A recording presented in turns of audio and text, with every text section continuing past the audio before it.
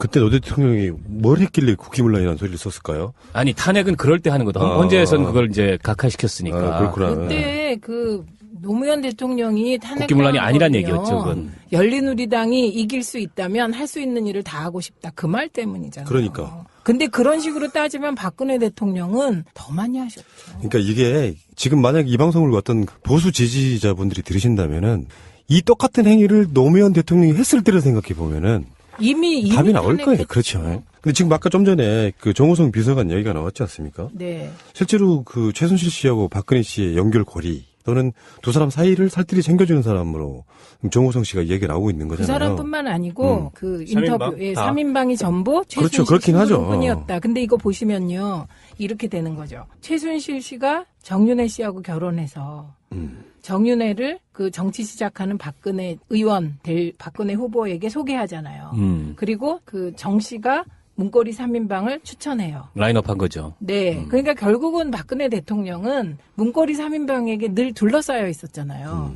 그게 결국 최순실 씨에게 둘러싸여 있었던 거죠. 사실은 문고리 3인방은 박근혜의 사람이 아니고 최순실의 사람. 일종의 아까 말한 그 부속실의 몰래카메라 같은.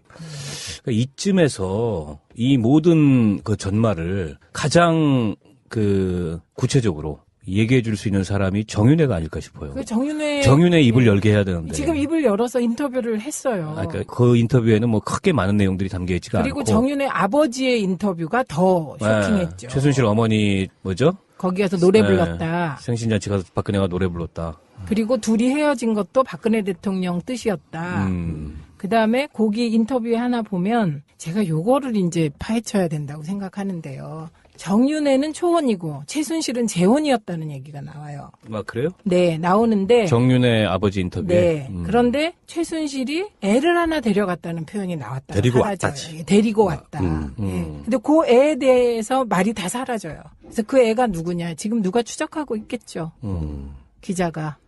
근데 지금 정유라는 96년생이라는 거 아니에요? 94년에 결혼했고 네. 96년에 정유라를 낳아서 지금 20살이다. 네. 라는 건데 그러면 그 애는 어디 있어? 최순실이 데려온 애는? 그러니까 지금 그 아이에 대한 이후 추적 보도가 없어요. 그 애가 정유라인지 아닌지도 확인이 안 되고. 그 애는 정유라일 수 없어요. 정유라는 왜냐면 아니고. 그때 이미 애를 하나 데려왔다 그랬으니까 나이로 쳐도 22살이 넘어야 되는 애예요. 그리고 그 아이가 몇 살이었다는 기록은 그렇죠. 없어요. 훨씬 많이 먹었을 가능성도 있죠. 네. 그게 애가 아니고 동생일 수도 있겠구나. 그죠? 그 머리가 빨리 도세요. 자, 박원님 빠요. 아직 막 나가시는구나. 뭔 말, 아무 말도 안 했어요, 우리는 그냥. 근데 어쨌든 그건 인터뷰에 나온 내용이에요. 예. 이야기 너무 셌습니다. 다음 시간에 또 그런 이야기를 또 해야 되니까. 그래서 지금 그 정호성 이야기 다음에 조인근 이야기가 아까도 한 번 더 나왔었지 않습니까? 이분이 제가 보기에는 이 사건의 핵심일 수도 있다고 생각이 들거든요. 이제 핵심인데 그건 행위를 한 핵심이 아니고 그렇죠, 덮어씌우려던 핵심인데 지금 사라져서 이 사람이 지금 뭐 하고 있는지. 아니 지금 어디 그 한국 증권- 금융공기업에 네. 이사지로 맞아요. 갔어요. 근데 출근을 안 했. 출근을 안 하고 있다 그러대. 이 사람 입장에서는 그 증언을 해주면은 박근혜 씨의 이 국기문란에 있어서의 핵심 증인이 될 수 있다는 뜻이죠. 그렇죠. 거기 본인이 이제 지인을 통해서 나온 그 언론 구절이 그거예요. 내가 최종적으로 쓴 연설문을 올리면 어디 가서 연설문이 바뀌어서 온다, 이상하게 바뀌어서 네. 온다. 그래서 괴로워했고 또 하나는 이정현이 홍보수석일 땐 그래도 견딜만 했는데 이정현이 나간 다음에 정말 힘들었다. 이런 얘기를 했다고 지인들의 인터뷰가 나왔어요. 그러니까 지금 박근혜 정권 입장에서는 이 사람 입을 막아야 되는 저는 그게 있다고 그렇죠. 보거든요. 그렇죠. 이게 만약에 뭐 탄핵이나 하야 이런 사유로 간다고 하면 조인근 자체가 아주 중요한 핵심일 수밖에 없잖아요. 논란 자체가 이렇게 연설문으로 시작하고 있기 때문에. 근데 이 사람이 한국증권금융이라고 하는 거기에서 지금 출근을 안 하고 있다고 하니까 뭔가 이쪽에서 입막음용을 위해서 지금 따로 분리시켜 놓은 게 아닐까 이런 생각이 들지 않습니까? 가능성이 있죠. 네. 좀 무섭네요. 김형욱 회고록, 김형욱. 그렇죠. 또 생각이 나고요. 아유, 미치겠다. 그냥 생각이 난다고요. 잘 모르시는 분들의 설명을 좀 해드리면은 닭 사료 분쇄기? 네. 거기에 실제로 사람 시체를 갈아버렸다는 거 아니에요? 당시에 중정에서. 야, 씨. 이 사람들 도대체 뭐예요? 아니, 사람이 좀 어느 정도 사람답게 사는 세상을 만들어놨더니 정말 무슨 그 악마들의 시대로 되돌리는 그런 느낌이지 않습니까, 지금? 그게 막 상상이 되는 네. 거죠. 물론 이제 상상이 앞서가니까요. 아니, 실제로 최근에 박근혜 정권 들어가지고 납득할 수 없는 자살들이 얼마나 많았는데요? 나중에 밝혀질 것 중에 저희들 방송에서 의혹을 제기할 만한 사건들이 제 기억에도 한 5-6건 있는데 그중에 최소한 한두 건은 이상은 언론에 알려지는 것과 다를 거라고 저는 생각이 그 들거든요. 부탄가스. 네. 유병원. 네. 일단 유병원도 유병원이 있고. 그랬고요. 그다음에 안기부 직원이 그 뭐죠? 모닝인가 타고 예, 예. 네, 부탄가스. 그런 것도 그다음에 있었고요. 그 경장 하나 또 자살했잖아요. 그리고 그분 성완종 게이트에 성완종 씨도 사실은 좀 이상한 지점이 되게 많았었고 자살들이 왜 이렇게 많은지 모르겠어요. 최근에는 이제 그 조선일보의 며느리도 자살을 했지 않습니까? 네, 네, 맞습니다. 아, 나 약간 소름 끼치네요. 자, 그럼 정치권 쪽으로 한번 이야기를 한번 넘어가 볼게요. 실제로 저는 이런 표현을 많이 씁니다. 정치인, 특히 대통령이 자리에 있는 사람이 본인이 사과하는 게 사실은 쉽지 않다고 생각이 들어요. 어떤 기세 싸움에서 확 밀리는데 야당의 공격은 그렇다 치더라도 어떤 상황들을 사과하거나 인정해버리면 내부 동요가 더 커지기 때문에 이게 함부로 사과할 수 없는 부분이 분명히 있다고 보는데 새누리당은 진짜 완전히 멘붕에 빠진 그런 느낌이거든요. 어떻게들 보세요? 앞으로 더 멘붕에 빠질 거예요. 왜냐하면 첫 번째 JTBC 보도는 그 연설문이나 뭐 홍보하기 위한 내용들이 흘러갔다였잖아요.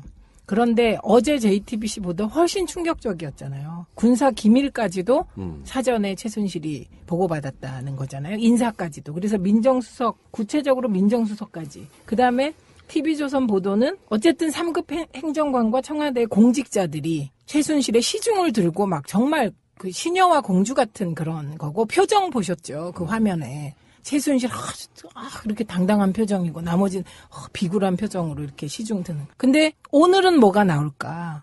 그러네요. 네, 그리고 그 사회부 리포트, 사회부에서 미리 SNS에서 올린 거 보면 최순실이 만든 자회사가 지금 수십 개를 넘어서 그것보다 훨씬 많다고 올라온 게 있고요. 이미 독일 신문에 14개를 더 발견했다는 거 떴거든요. 그러니까 이 자회사 이렇게 되면 이제 그때부터 복잡해지는 거죠. 돈의 흐름을 추적해야 되잖아요.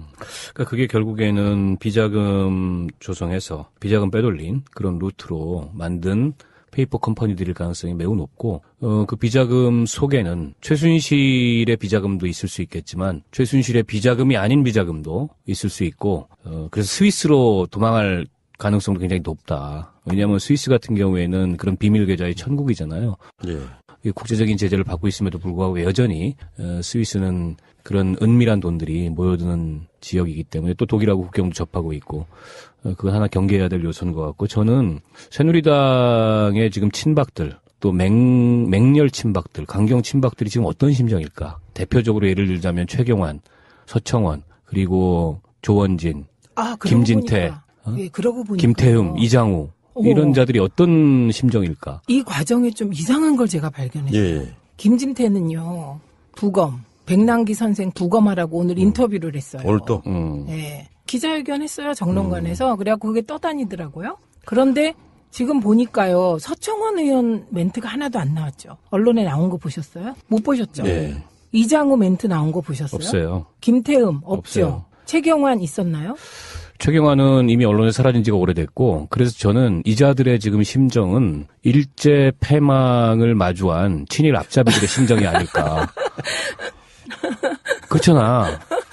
이게 뭔가 자기 보호막이 딱 가시면서 자기가 지금까지 했던 행동들이 한순간 이게 다 무너져 내리는 이런 심정. 그러면요. 정말 멘붕인 거지. 그들은 최순실이 이랬다는 거 알았을까요? 몰랐을까요? 저는 부분적으로 모르지 않았을 거라고 생각해요. 왜냐하면 최순실의 국정농단과 전횡의 정도가 저 정도였다면 저건 모를 수가 없어요. 권력 내에서 그걸 아무리 은밀하게 통제하려고 해도 청와대 행정관들이 거기 드나들면서 시중을 두는 정도까지 갔다면 저거는 여권 내부에서 상당 정도는 소문이 나 있거나 알려진 사실이었을 거예요. 쉬쉬했을 뿐이지. 그러면 최순실의 줄을 대려고 그들도 애를 썼겠네요. 그랬겠죠. 그렇죠. 네. 안종범 같은 사람이 대표적인 거 아닙니까? 그러니까 실제로 내각들 중에도 최순실 라인이 있을 것으로 우리가 추측이 되지 않습니까? 네, 문화체육관광부 쪽. 이거는 추측이 아니에요. 김종 차관 같은 경우는 인터뷰에 나왔어요, 아예. 김종 차관에게 들어온 인사 청탁을 그 내용을 최순실에게 가져왔다, 그죠? 네. 뿐만 아니라 유진용 전 장관이 오늘 인터뷰를 어딘가 했는데 김기춘이 간별사가 돼가지고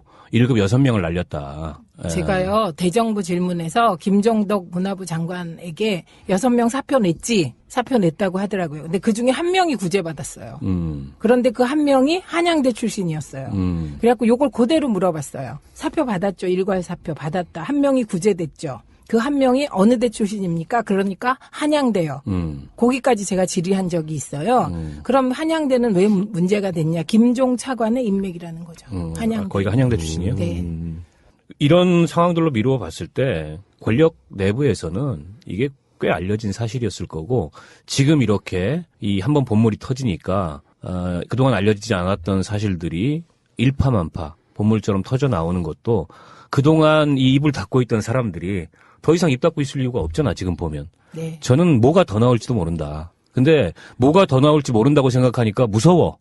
진짜 무서운 소름 끼쳐. 거. 네, 이런 거예요. 그 미르재단 어디까지 망가졌을까 이걸 생각하니까. 그 미르재단 사무총장이 얘기한 거에 이거 10%도 안 된다. 그런 얘기 있죠. 네, 10분의 1, 100분의 1도 안 된다. 이런 얘기 했죠. 그리고 아무도 존경하지 않는다. 처음에는 정부에서 일하는 사람들 대단한 줄 알았는데 이제 뭐 문체부 그 공직자들 대통령도 존경하지 않는다.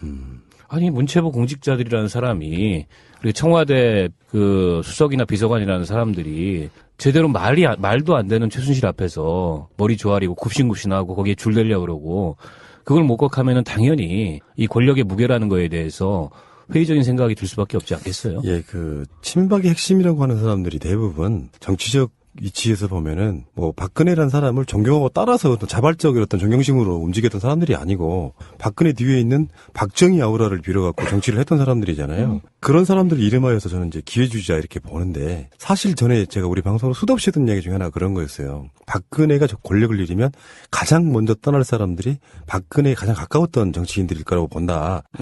그런 개념에서 봤을 때는 이 사람들은 정말 멘붕일 거라는 생각이 드는 게 너무 빨리 실체가 까발려져서 자기들도 이렇게 아름아름으로 알고 있던 이야기들을 올 것이 왔구나라는 생각이 드니까 어떻게 여기도 자기 스스로 여기서 잘못 맞대응했다가 정치적으로 사망 선고 받을 수 있는데 지금 박근혜를 호위할 수 있겠습니까? 이게 지금요. 이 상황은 유승민 의원이 참 말을 잘했어요. 나라도 아니다 그러면서 지금 보수가 총체적 위기다 이렇게 얘기했어요. 그러니까 지금 말씀하신 거를 포함하여 지금 상황은 보수가 집권하게 된 건 10년 진보에게 나라를 맡겨봤더니 나라가 너무 시끄럽다고 느낀 중간층이 이반했기 때문이잖아요. 그 판단이 뭐 잘잘못을 떠나서. 근데 지금 우리 보수는요, 민낯이 드러나.